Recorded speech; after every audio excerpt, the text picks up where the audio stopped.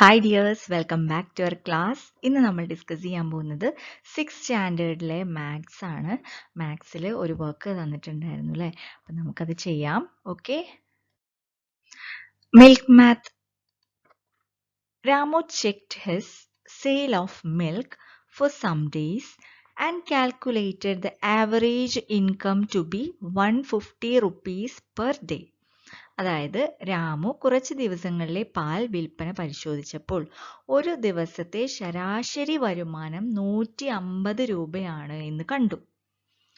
If he continues like this, അപ്പൊ ഇതുപോലെ തുടർന്ന് പോന്നാൽ how much can he expect from the sale of milk in June? ജൂണിൽ എത്ര രൂപ വരുമാനം ഉണ്ടാകും എന്നാണ് രാമു കരുതുന്നത്. അപ്പൊ നമ്മൾ എങ്ങനെ അത് കണ്ടുപിടിക്കുക? ജൂണിൽ എത്ര മാസമാണ് ഉള്ളത്? ജൂണില് 30 ദിവസം അല്ലേ? 30 days in June. There are 30 days in June. മനസ്സിലായോ? 30 days in June അല്ലേ?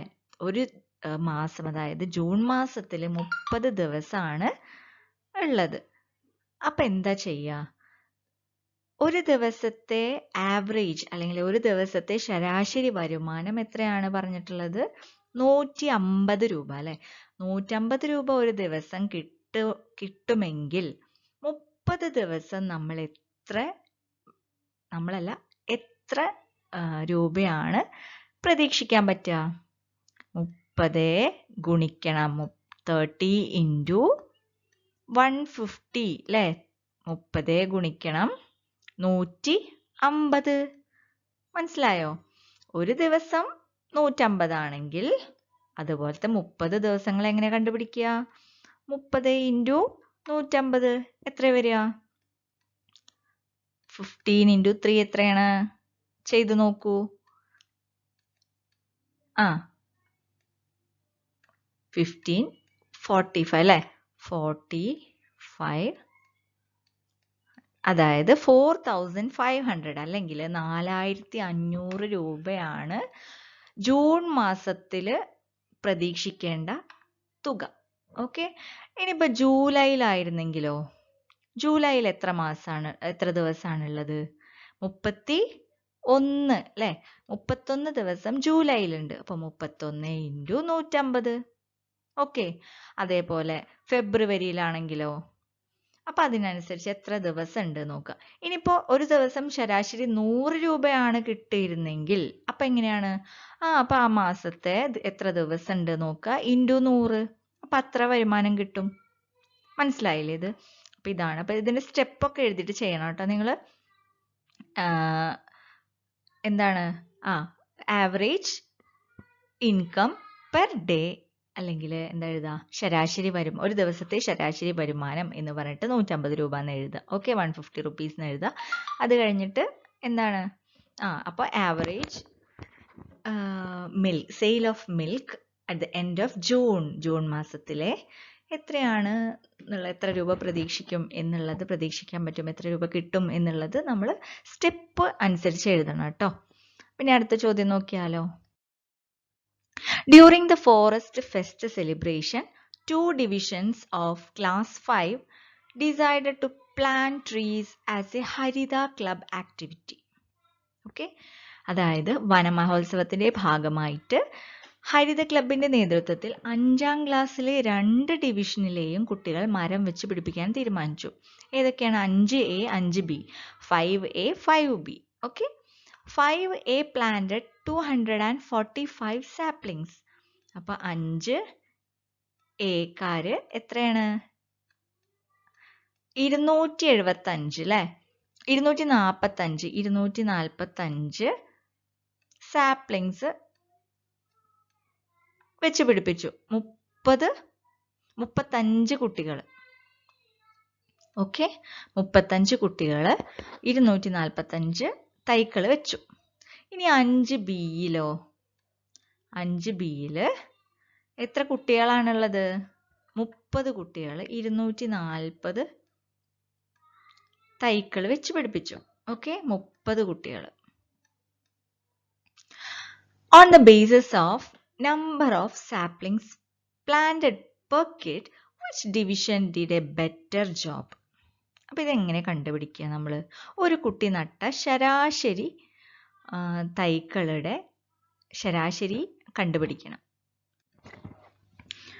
അപ്പം ആദ്യം നമ്മൾ ചെയ്യേണ്ടത് ഒരു കുട്ടി എത്ര തൈകൾ വെച്ചു നോക്കണം അല്ലേ? അപ്പം എങ്ങനെ കണ്ടുപിടിക്കുക? ഒരു കുട്ടിയുടെ ആവറേജ് എങ്ങനെ കണ്ടുപിടിക്കുക? 5th Aയിൽ നമുക്ക് നോക്കാം. എത്രയാണ് ടോട്ടൽ സാപ്ലിങ്സ് അല്ലെങ്കിൽ തൈകൾ എത്രയാണ്? 245 അല്ലേ? 245. ഇത് എത്ര കുട്ടികളാണ് വെച്ചിട്ടുള്ളത്? 35 കുട്ടികൾ അല്ലേ? അപ്പോൾ ഡിവൈഡഡ് ബൈ 35 എത്ര വരിക? 35 ഇൻറ്റു 7 നോക്കി നോക്കാം നമുക്ക്.